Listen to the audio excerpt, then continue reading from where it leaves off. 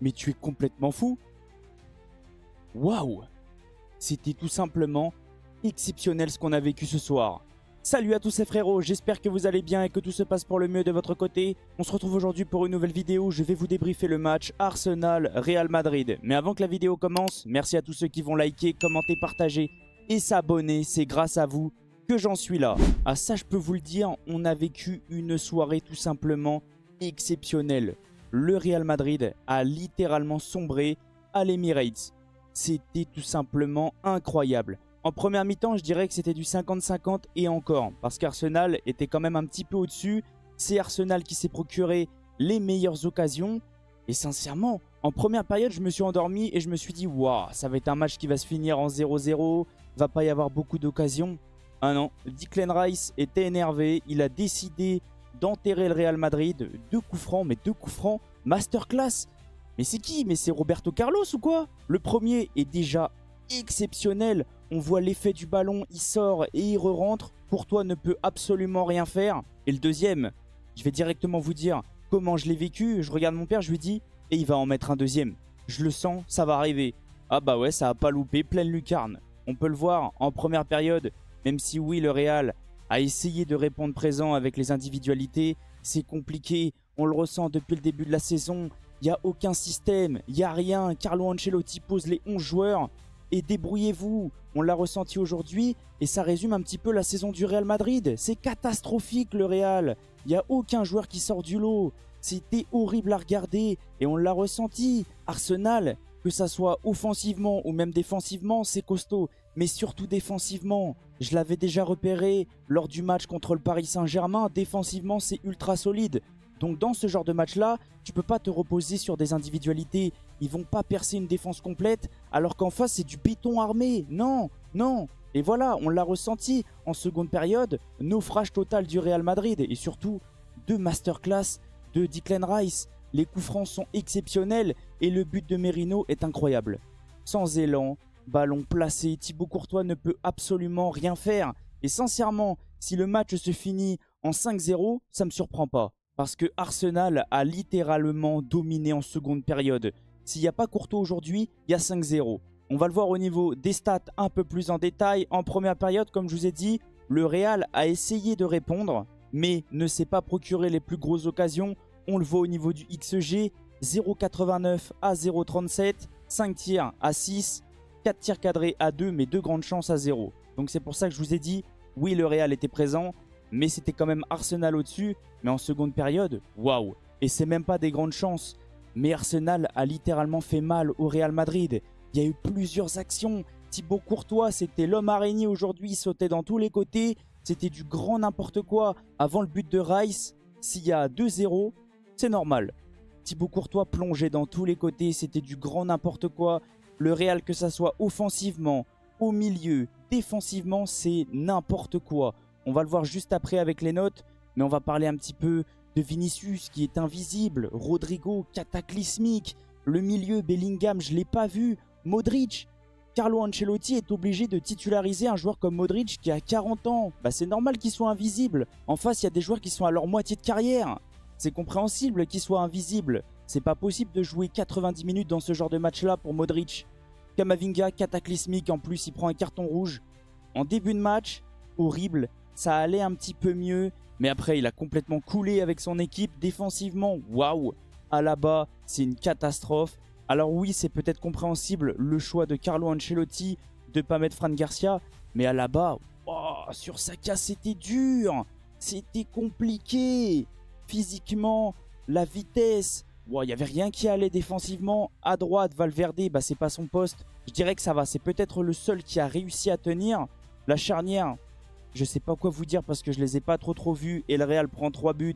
Donc pour moi, c'est un petit peu de leur faute quand même. Et Carlo Ancelotti, c'est cataclysmique. Il n'y a rien qui va depuis le début de la saison. Et on a enfin la preuve que le Real est nullissime depuis le début de la saison. Le Real se repose sur ses qualités individuelles. C'est tout. Il n'y a rien d'autre au Real. Carlo Ancelotti, c'est on pose les 11 joueurs et on se débrouille. Et je comprends les supporters du Real qui se plaignent depuis le début de la saison. On l'a vu aujourd'hui en 4K. Le Real s'est fait humilier par Arsenal, tout simplement. Comme d'habitude, maintenant, on va parler de mes notes et sincèrement, j'ai pas été gentil. Je pense que j'ai mis des notes peut-être très sévères. N'hésitez pas à me dire si vous ressentez la même chose. Mais comme je vous ai dit, choix tactique, choix du système. Carlo Ancelotti, je lui ai mis 3,5 sur 10 et je pense que je peux être encore plus sévère.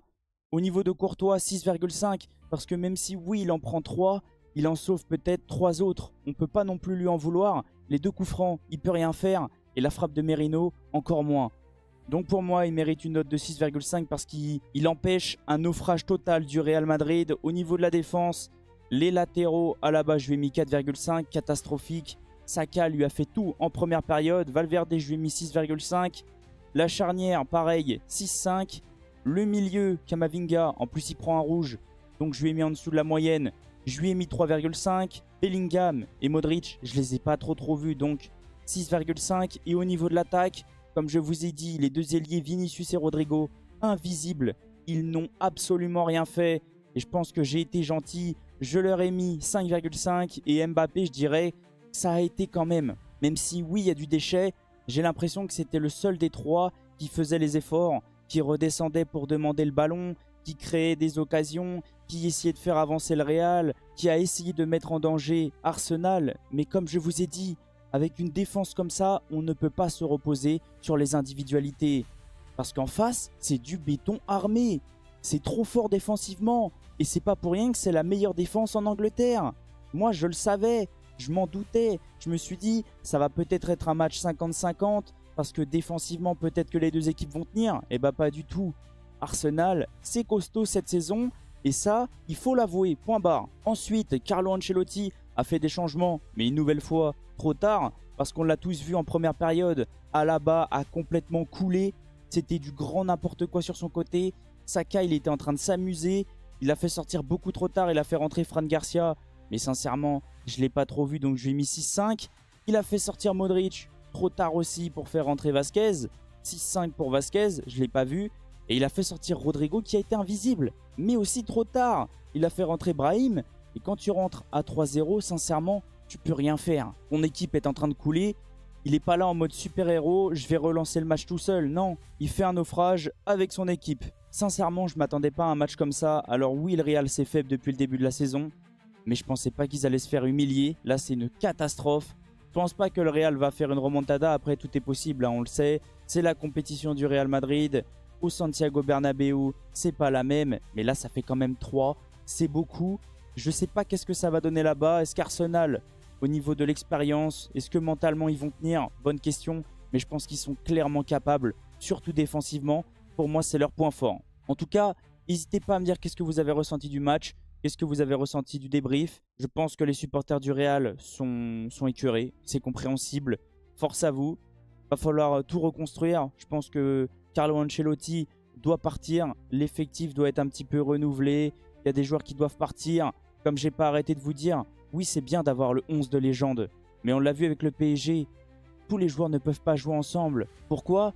Parce que déjà, les 3 de devant, ou peut-être Mbappé, Vinicius et Bellingham, les 3 veulent le ballon d'or.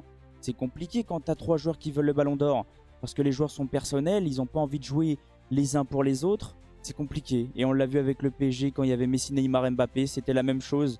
Pas de jeu, on se reposait sur les qualités individuelles. Et ça nous a rien apporté.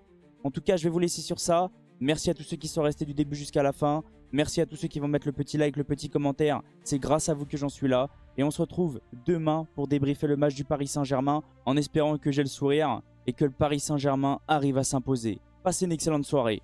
Ciao les potes!